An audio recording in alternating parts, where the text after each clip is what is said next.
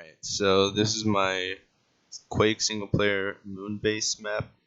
To get it loaded up, you have to go into the console window and type in game moon underscore base underscore mod.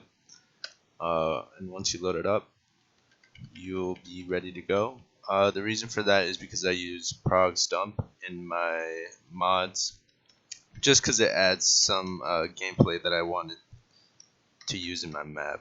And so when the player starts, they start in the sleeping area of the moon base, the sleeping quarters. And then they head forward, and then there's two splitting paths. To the right, this is supposed to be a recreational room. And what I want to do with this area that I haven't fully implemented is that I want this to be kind of like a window or something where they can see the player, some armor. The player can see some armor here. And this door would be locked, thus not letting them get to the armor. But if they went the long way around, they could get it. So there's the cafeteria. And then going here, lead them to the research lab, where there's some enforcers patrolling. Right there.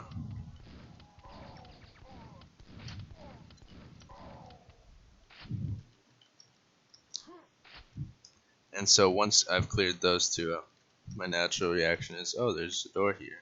So I go to this door and I need a gold key. So I would go look around.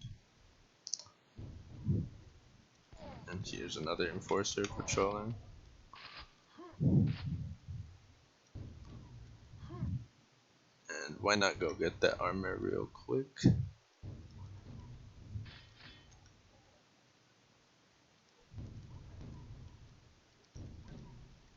And so there's more enforcers patrolling around here.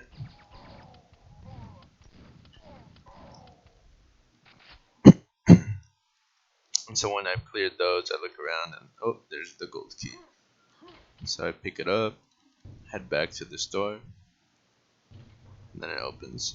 And then once I'm over here, it closes and I can't go back. So here's the moon garden. This is where the heavy is introduced. And this is also why I use prog stump, is because I was able to set the gravity to be low. And this is because this is set technically outside of the moon base. Like, this is technically on the moon surface.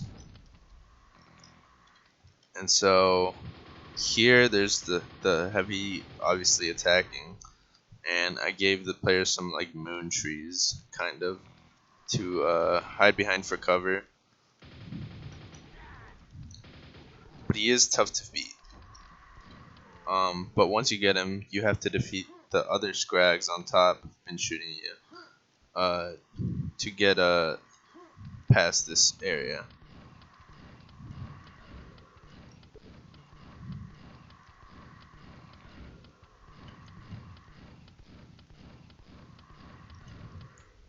And so once you defeated all of them, the door over there opens.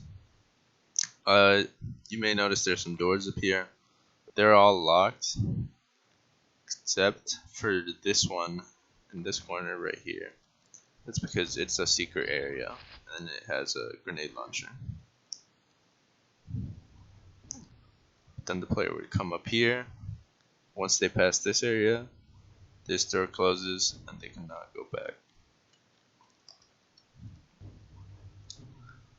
Then they get to this area, and if they're going slower, they'll notice that there's this to the left, and they'll want to go like approach it because, you know, it looks interesting.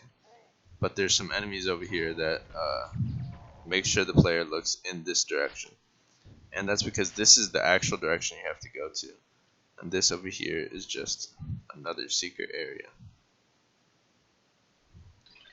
and has some guns and armor for the player.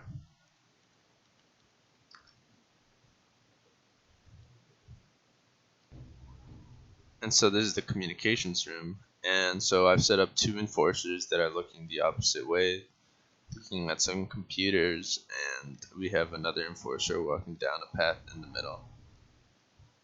And so once I attack him, all the other ones know my location.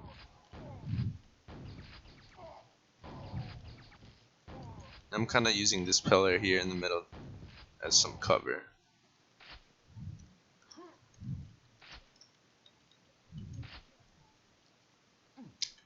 And so coming up here, I noticed there's 2 openings.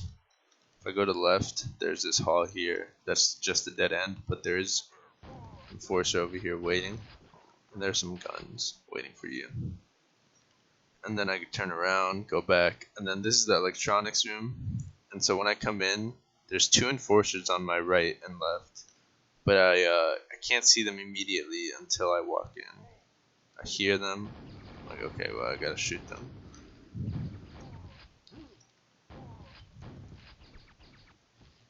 It looks like I'm out of ammo. So now I'm completely out of ammo. I may consider adding more ammo in between, but I did add some on these edges up here, so that the player has to like kind of parkour their way up. So let's get some of that. But as soon as they attempt that, behind this wall there's a fiend just waiting for you to come up. So there he is, and I'm completely hopeless right now. But now that I got this, I can attack him, and oh, I'm out again. So I go to this one.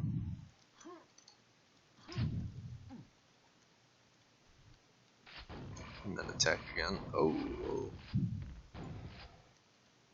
And I finally get him.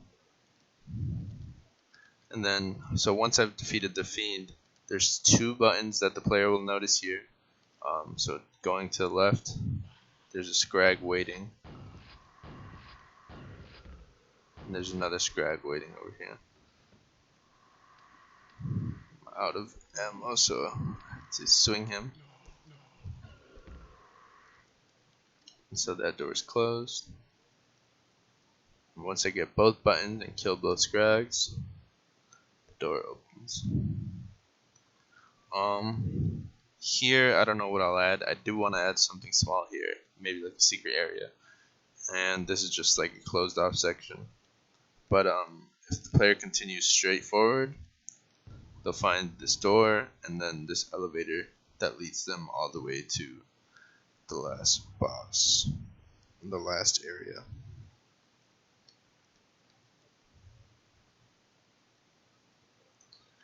And I haven't actually implemented this area yet, but once they're here, I'll either have like the big final boss from Quake as the main like boss here, or I'll just spawn a bunch of enemies and have some armor and health, as well as weapons and ammo, like on these corners, so that the player doesn't have to, feel like they're losing the entire time. And this place will also be low gravity since it's on the moon surface, but I've yet to implement that. But yeah, that's been the gameplay walkthrough for my map on Quake.